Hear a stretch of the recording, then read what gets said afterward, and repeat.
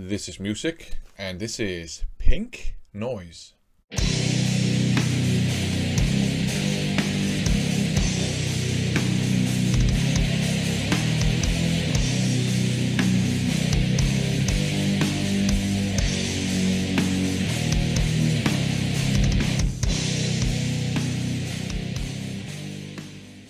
Welcome to another haul video. In this video I'm going to show you this stack of records that I picked up from Vinyl.eu. I picked it up on January 1st. I'm also going to show you some turntable related gear towards the end of the video. But let's start with the vinyl. So yeah, I grabbed this stack of records from Vinyl.eu on January 1st. Vinyl.eu is a Discogs based seller, and they have a crazy massive inventory of all sorts of things, and they normally have crazy New Year's sales and midweek discounts and other discount based events. This time around though, they did not have a New Year's sale, and come to think of it, it's been a while since I've seen any sort of discount event from them too. So I hope it's not a bad sign that things are going south for Vinyl.eu. That would be a massive shame. It's probably a reflection of the 2022-2023 financial crisis. I still picked up 10 records and they were still pretty cheap despite the absence of any sort of sale or discount. So let's just have a look at them. Most of these are hard rock. The first one is Heavy Moon by Ann Lewis. I think she's an American, but she had a career as a hard rock singer in Japan. This one has this weird obi strip that does not wrap all the way around the jacket. In turn, whoever owned this taped it to the jacket. And this might, although there's no sticker seeing it, this might have been one of those rental records or former rental records. I've seen it described as pop rock, but to my ears it's classic rock with hard rock leanings, and that is good enough for me. It's actually very enjoyable. Up next, some straight up traditional heavy metal, EZO, another Japanese band, and this is of the more theatrical variety. I'm fine with, you know, theatrical music and shock rock and things like that if the music is primary, and if the theatrical part enhances the music or supports it or goes hand in hand with it, then I'm fine with it. But if it takes over from the music, it's not my jam. But that's not the case here. Here the theatrical part and the music, they go together hand in hand, and the music is actually pretty good, so that's great. Up next, Heavy the World, The Next World, and this is 90s hard rock. This is from 91, and the reason why it's impossible to avoid this glare is that this one is sealed and has been sealed since 1991, so it's probably minty fresh, to quote BVD. It will not stay sealed for long because of course I'm going to listen to it. Back to Japan, Target by Merino, traditional metal with hard rock leanings. This poor lady had a price tag right on her forehead that I managed to remove. You also have a sticker here and some stickers here. I will not try to remove those. This one even has some Japanese handwriting on it, so that's interesting. And this one has a standard OB strip that wraps all the way around the jacket. This one might also have been a rental record, although there's no sticker indicating that on it. Up next, Neil Schon and Jan Hammer, or maybe Jan Hammer, Untold Passion. This is melodic hard rock with progressive leanings. The songs are pretty short, but there's a lot of progressive stuff going on in them. So I think you can justifiably call it a progressive melodic hard rock. Some more melodic hard rock, Orion the Hunter, amazing cover artwork, a bit of ring wear too, but that's fine. This is somewhere between melodic hard rock and AOR, and a lot of AOR is melodic hard rock anyways, so very enjoyable, but you know, more on the melodic side of things. More hard rock, Starfighters. Silly look, but that was a cool look back in the day. This, I've heard a lot of good things about this band, but I don't think I've ever heard them before. Well, I've probably heard them on the radio back in the day without knowing who they were, but at least now I have one of their records. Up next, Toronto, Get It on Credit. Melodic hard rock as well. They also had one of their other albums called Girls Night Out, but that one is a bit too pop rocky, so I opted for just this one, which is a bit more hard rocky. And the songs I've heard are pretty good. Up next, Pink Noise by Steffanie, striking a very 80s pose here.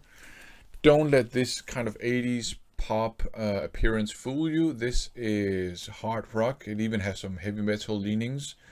OB strip going all around the jacket, and this one without any doubt was a rental record.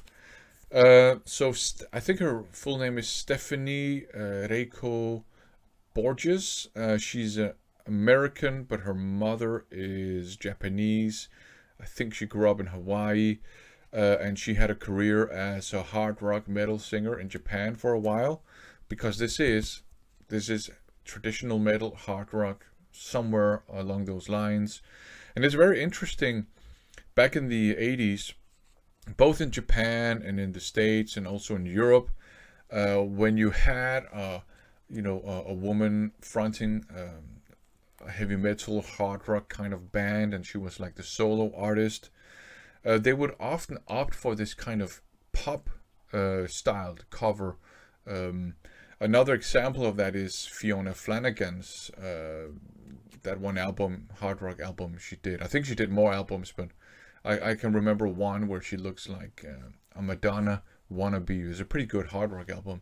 Same thing here, right? She looks very 80s pop like, striking again 80s pop kind of pose. But yeah, it's a pretty good hard rock. I'm gonna pick up more Steffanie stuff for sure. She has a couple of good albums out. And the last vinyl is Tracks by Wrabits. And there's a bit of, some water damage here, but as you can also see, got some ring wear, and it's a gold stamped promo. Here's what it looks like on the back. Yeah, just straight up hard rock, enjoyable. So those were the vinyl, mainly hard rock, a little bit of metal as well. So let's turn to the turntable related gear. Now, in the metal corner of the VC, we rarely talk about hi-fi systems and gear and setups and speakers and cords and things like that.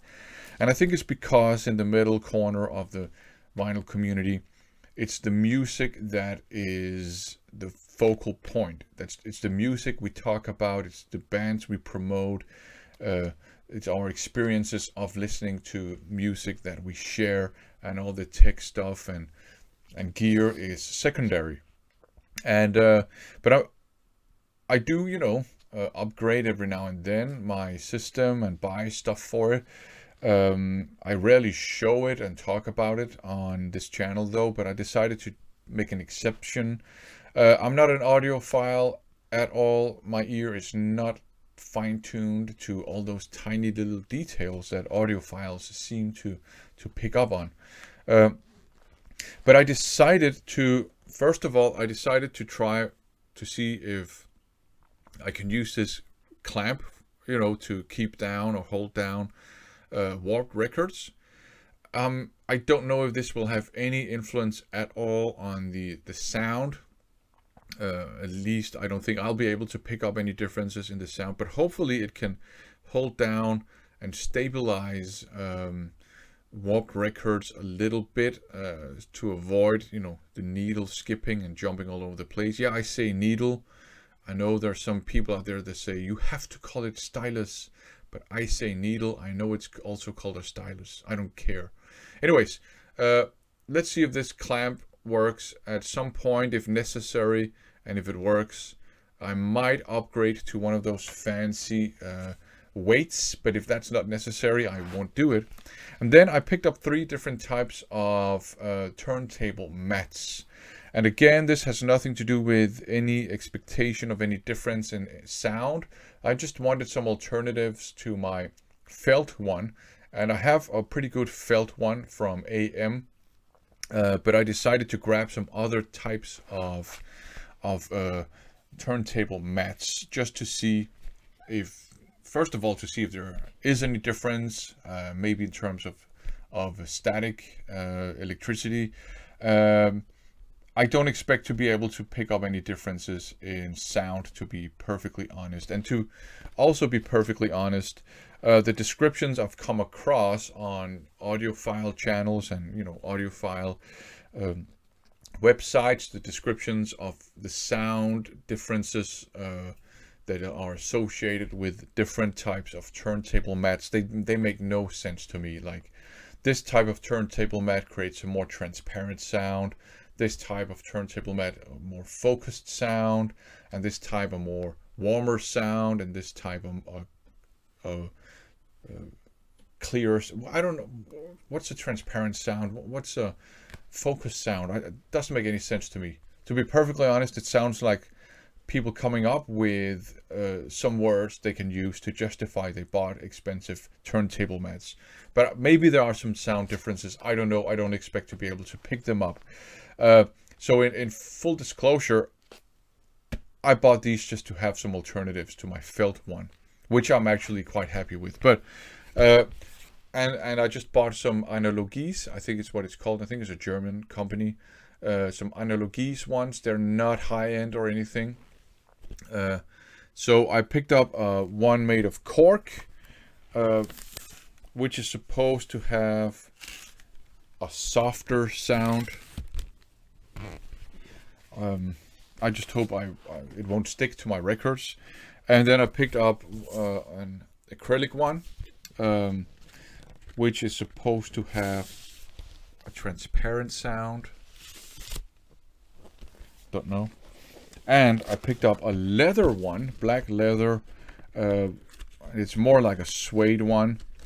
And I think this one was supposed to have a more focused sound. Again, full disclosure, I'm a bit skeptical about this. At full disclosure, I don't think I can pick up any sound differences.